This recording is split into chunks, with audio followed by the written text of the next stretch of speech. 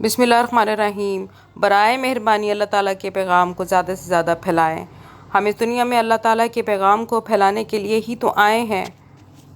سورہ آل عمران آیت نمبر 105۔ اللہ تعالیٰ فرماتے ہیں، کہیں تم ان لوگوں کی طرح نہ ہو جانا جو فرقوں میں بٹ گئے اور کھلی واضح ہدایات پانے کے بعد پھر اختلافات میں مبتلا ہوئے۔ جنہوں نے یہ روش اختیار کی وہ اس روز سخت سزا پائیں گے۔